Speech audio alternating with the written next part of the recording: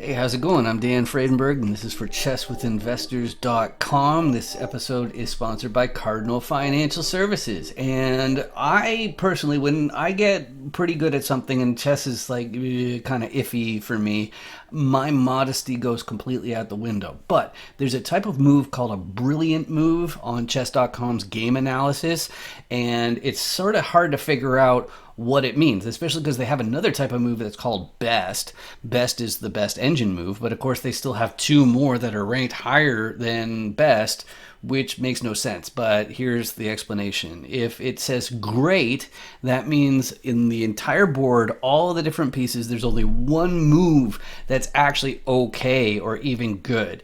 And so that's called a great move. But a brilliant move has to be a sacrifice. And I've got a treat for you today. I'll put on the board and let's get started. So this one here, this is a live blitz game. It was a 5-minute no increment match, which means that if you use up 5 minutes first, you're done, you're cooked. Now keep an eye on the evaluation bar. That's this white and black part. If you see the white part's bigger, that means white's winning. If the black part's bigger, then that means black's winning. So let's get started here.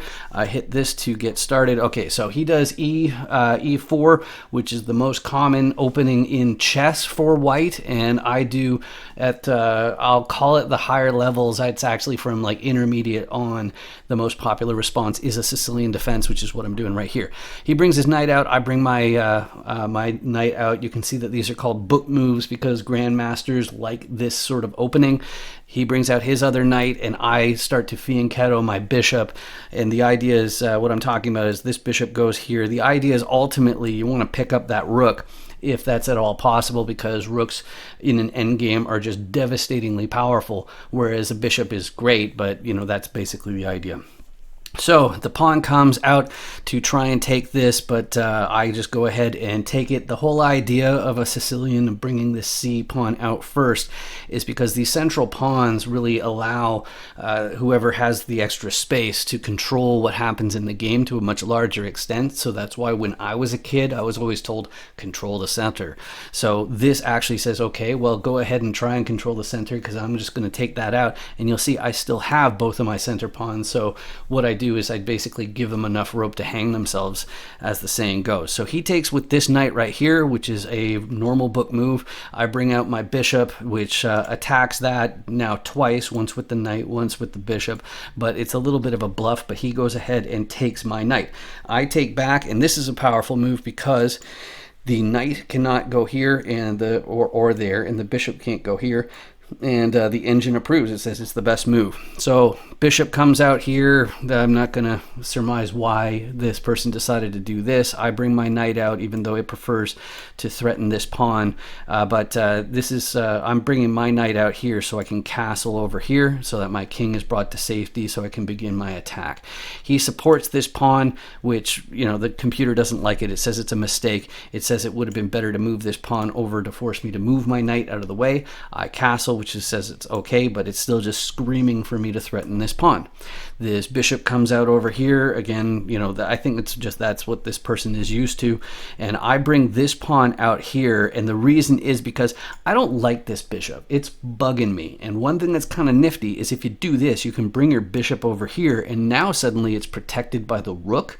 So that way I can get that bishop, those bishops off the board. But it's still just screaming at me saying, do something about this pawn. So anyway, and it's probably because it can kick. So he does the best move, which is to castle, and I do exactly what I was saying. He supports this bishop with his rook, even though it's already supported twice, and that's why the computer isn't crazy about it. It says, the engine says it should just go ahead and take the bishop, but I take his bishop, and then he takes back with the rook. I move this over here because there's nothing supporting this pawn right there. It likes this move over here. I'm not crazy about it because he could just go ahead and put his bishop there. I know I'd end up taking that, and then I guess the knight wouldn't be covered by anything, even though the rook is covered by the queen. Anyway, so he does the best move of moving this pawn up here because now I cannot take with the rook because it's supported both by this pawn and this pawn. I move this bishop, or sorry, this pawn up finally, which is the best engine move to threaten this pawn. And he takes, which was not the best move. It actually says it should have done that, but whatever. So I move my knight over here. That supports this pawn once again. So the queen and the knight are supporting the pawn, even though it's being attacked by this rook. And I'm also threatening this knight over here. He takes the knight, which was not the best idea. It says making a battery of the queen and the rook, aiming at this pawn is the best move. And I go and gobble up the rook. Now the eval bar really hated that, which is pretty crazy. But the idea that I was thinking is he's going to take that bishop back, because usually you have an emotional response to when that rook goes, and they're like, you know what, I hate you, bishop. I hate you. I'm going to go and just take back, which is exactly what he does.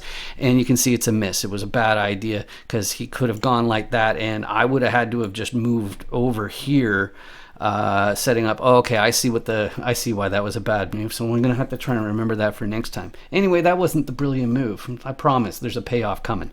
So I take that knight, so that way I've scooped up my my advantage, evening things out. He moves his bishop out here because he's thinking, okay, well, I want to control this diagonal, but it's not very strong. He would have been better off moving the bishop over here, because then if I keep on hitting that button by accident, if the queen goes over here, that's checkmate if the bishop is right there. So that's a scary little threat. Anyway, so I go ahead and block. It says that I should have moved over here instead. Whoops, I should have moved over here. I'm not totally clear on that. And so then this rook comes out here. I threaten it because it has no backup.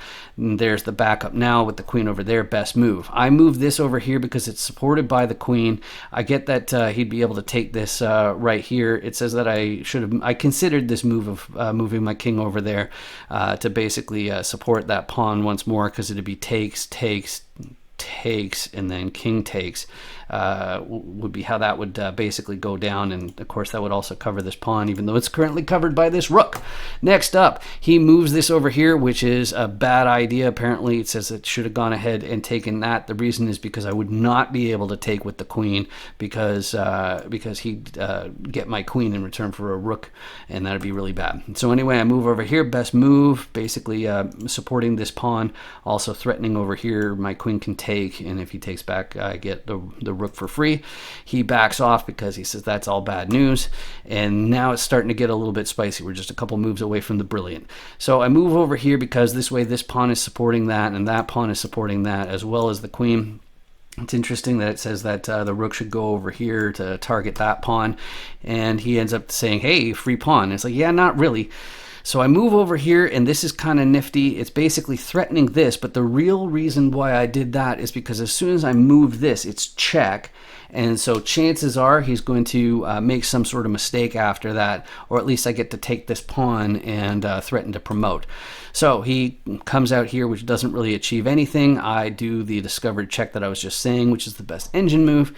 And I see that a little bit of the board is cut off. Sorry about that. I'll move it over, just scoot it over. Good. Next.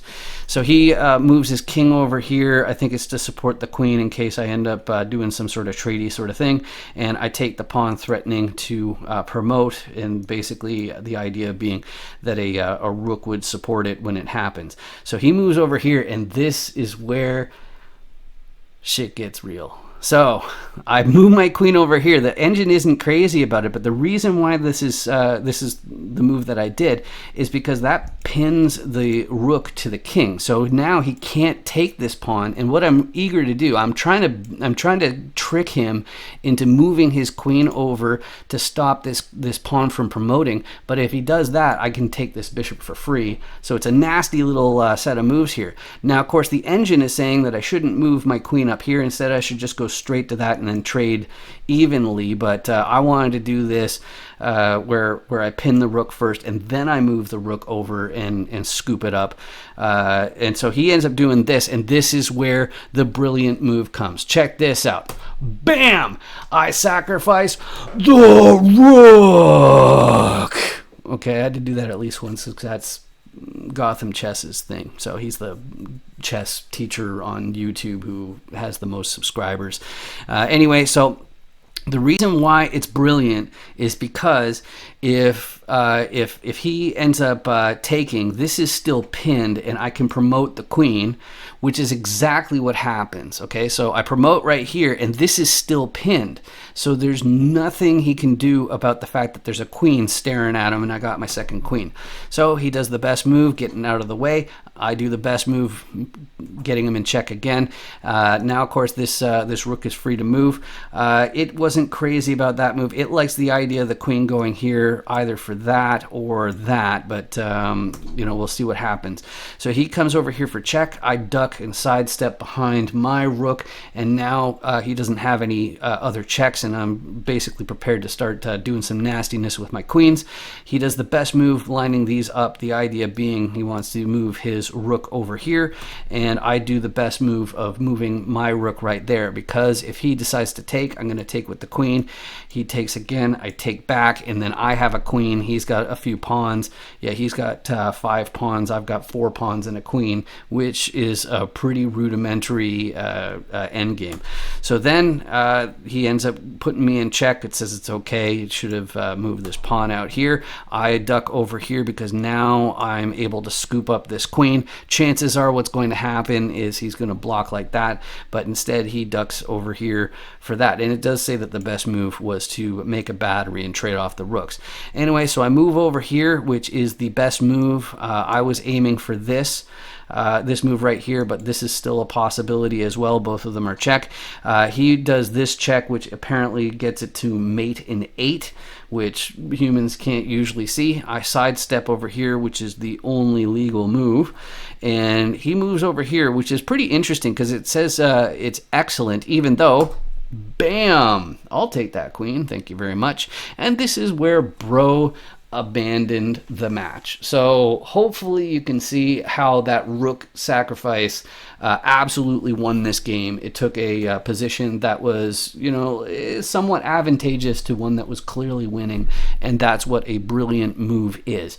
Anyway, hopefully you enjoyed this. Make sure you hit the subscribe button if you think this sort of thing is pretty cool. I've got some pretty wild videos on the channel right now. I actually had the amazing opportunity to play Hikaru Nakamura, the world ranked number 2 chess player, the Grand Master. He's over 2,800 rated in classical chess. He's only like 20 points behind Magnus Carlsen, but he's beaten Magnus Carlsen a whole whack of times. Look, it's around 70 times. He's drawn him about 140. As far as Gary Kasparov, the other guy who you've probably heard of, his record is 3-3-7. So 3 wins, 3 losses, and 7 draws against Gary Kasparov. So it's a big deal. It was totally on my bucket list being able to play him. So maybe you check out that content. And then in a moment, you'll see the information about for fund managers. So that's venture capitalist funds, private equity funds, anything like that where a company or an enterprise can benefit from a fractional CFO service. So that's a chief financial officer, finding out how to make that business work, making sure that you can sell it off. But that's all I got for you today. Thanks a bunch for watching, and I hope to see you next time. Bye.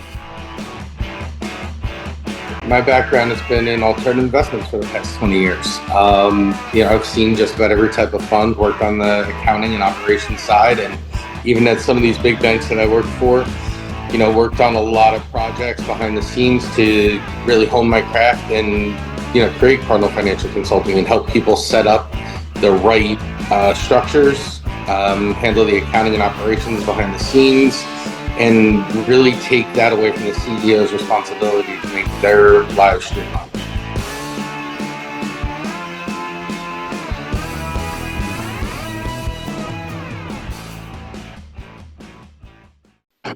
Sorry. Oh, hey there. I hope you enjoyed the show. And if you are into chess, if you play chess and you're an investor of some sort, real estate or otherwise, well, you can be on the show too. I know, right? All you have to do is connect with me on LinkedIn. My name's Dan Fredenberg, so I'm super duper easy to find on LinkedIn, where I spend most of my social media time. But if you're one of those people who just don't play chess, don't pay attention to him. I don't judge. All you have to do is go to dandoesdeals.com and you'll find the Chance Encounter series where you're welcome to be a guest on it, where you can share your core competencies that you're likely to contribute to a GP team or a JV. You don't have to be doing syndications.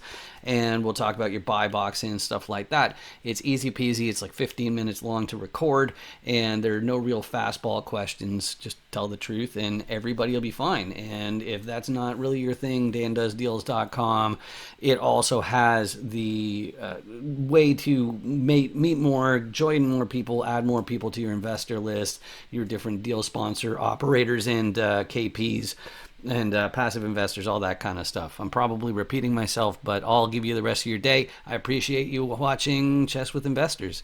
See you next time. Bye.